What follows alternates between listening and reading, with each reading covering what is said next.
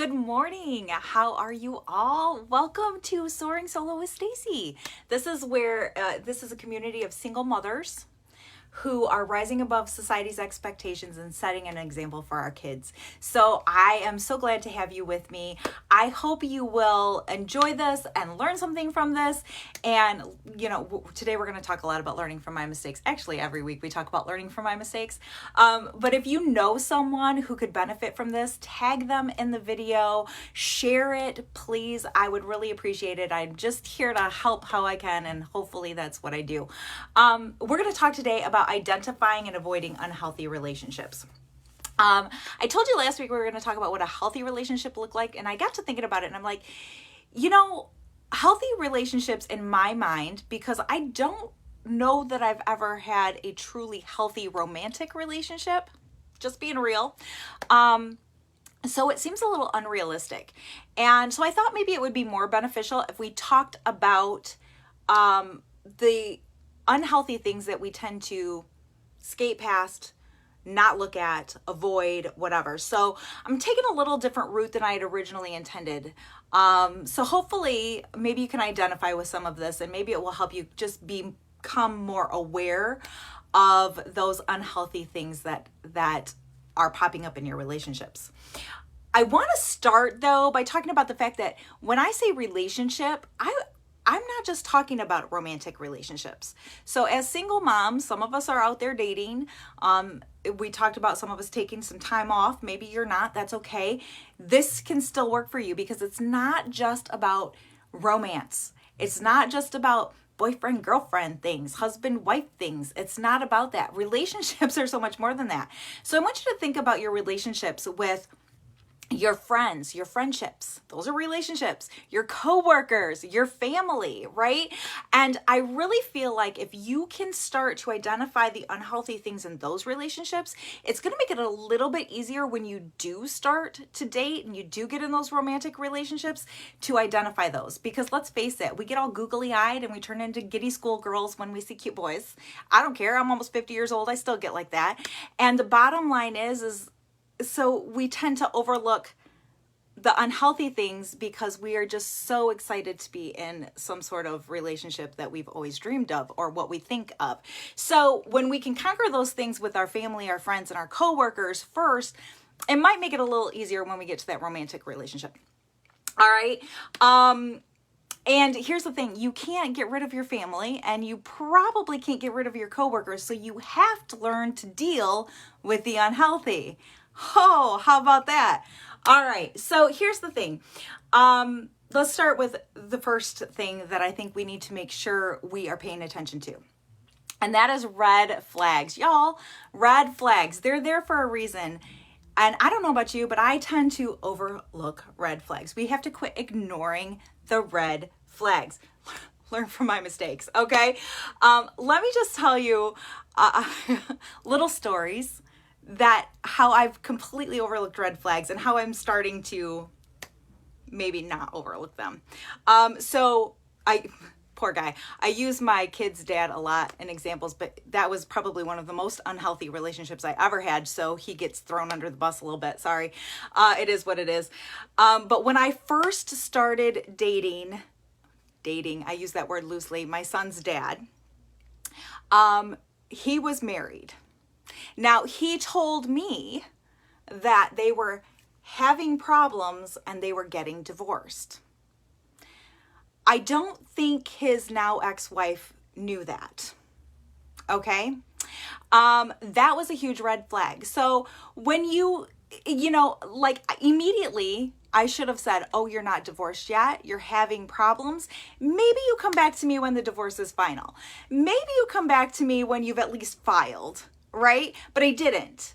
I proceeded with the relationship anyway. That was a huge red flag. That was a flag on fire I should have seen, but I ignored it. Okay. Do you ever, be honest, this is going to take some self-awareness. Do you ignore red flags because you want what you want instead of paying attention to what's really happening?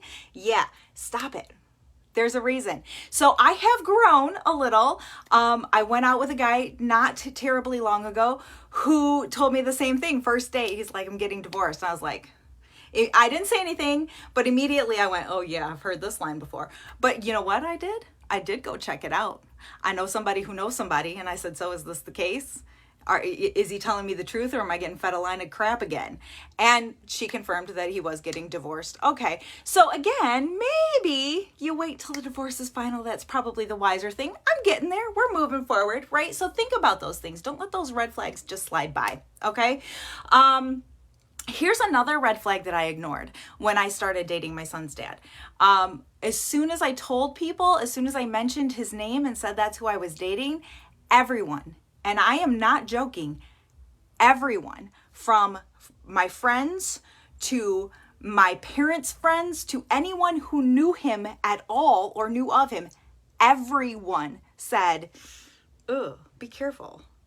I heard he's not a great guy. Ugh. You know, he's done this and this and this. Everyone. That should have been a red flag. Okay, now I go back to now where I've dated some different types of guys, okay? And there's one in particular that it comes to mind because whenever I mention his name, everyone goes, oh, he's such a nice guy. Except one person. One person said, ooh, be careful. I heard this is going on with him. Okay, now here's where you have to use some logic. If everyone's telling you he's a bad guy, he's probably a bad guy, or she. I see we've got some guys watching. I would go the same way. Okay, if everyone's saying it, they're probably right. Pay attention. Now, if everyone's saying he's a really nice guy except for one person, that one person probably has issues of their own. Okay. I think you can ignore one person. You can't ignore everyone. So don't let those things just lie. Pay attention. Pay attention. Pay attention to those funny feelings. Oh, this doesn't sit right. Something's not right. Pay attention to those things, okay? And as you grow personally, you're going to start, we talked about personal growth last week and working on yourself and becoming a better person. And as you develop and as you become a better person and you improve yourself, you start to notice things out of other people. So for example, this is what popped into my head. I'm a keto girl. All right. I eat keto. I love keto. Lost a lot of weight on keto. Hope to lose a little more on keto. Love it. Okay. If you don't know what keto is, it's very, very, very low carb. All right. That's the nutshell version. All right. So here's the thing. I never paid attention to what anyone ate before. I didn't care. But now that I do keto, all of a sudden, I notice anyone around me who's eating carbs. I'm like, oh my gosh, that's so many carbs, right? You notice those things. So as I improve my health my way, I'm starting to notice how unhealthy other people are. Oh my gosh, I can't believe all you ate was soup with noodles, with crackers, and, carbs, and more carbs. Oh my gosh, you start to notice those things. It's the same thing in your personal growth. As you start to grow and you start to do better in different areas, all of a sudden you start to notice, oh, you're not paying attention to that. Now, we have to be careful not to be too judgy, right? Because everybody's going to grow at their own pace. But when we're talking about relationships, you don't want to get involved with somebody who's not anywhere near where you're at, right? It's just going to cause frustration, and it's probably going to pull you back down instead of lifting you back up. So we need to pay attention to those things. Then the other thing that I really want to point out when it comes to unhealthy relationships and things you need to watch for is self-sabotage. Okay, I am so guilty of this. Okay, I don't know if it's a fear of a healthy relationship or a fear of commitment or what it is, but I have a tendency to self-sabotage. What I mean is little things that really shouldn't matter make me walk away. Okay, are you like that? I mean, am I alone? Am I the only one?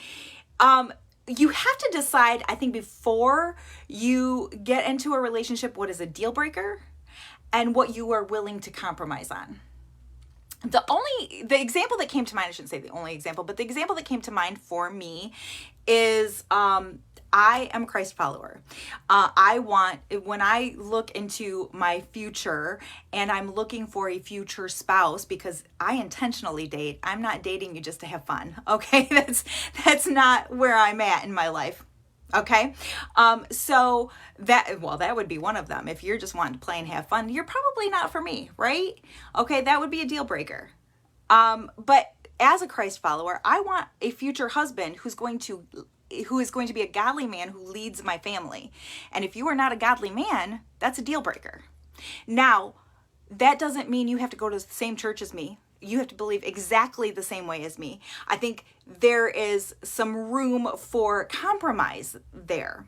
Okay, now that's for me. Now you may not believe that way. That's okay. That's why you have to set up your deal breakers versus your compromises. My belief is Jesus died on the cross and rose again, and I'm saved. If we get that right, we're good. Okay, that's cool. All the other legalistic religiosity things, to me, we can work around that. Okay, so you have to decide what's a deal breaker. What are you willing to compromise on? I think that's super important. Okay, so hopefully that will help you start to identify some things. Are you sabotaging yourself when it comes to these relationships? Are you stepping back and going, I'm just gonna oh yeah, you don't like the color green? Oh, you're out.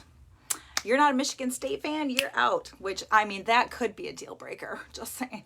Kidding. It's not. Too many freaking Michigan fans out there anyway. All right. Anyway, think about those things. What are you self-sabotaging? Are you ignoring a red flag? Stop it. Pay attention.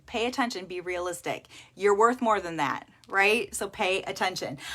So remember, you may be soaring solo, but you are not tackling motherhood alone. Share this video, tag single mamas that you know that might be able to be helped by this, and pay attention, because today I am setting up our Facebook group. That doesn't mean you're going to be allowed in, but you will be able to request to join, and as soon as the doors open, I will let everybody come in, and we're going to have a great community of single mamas there. So I hope you guys have a fabulous weekend, and I will see you next Saturday morning. Bye-bye.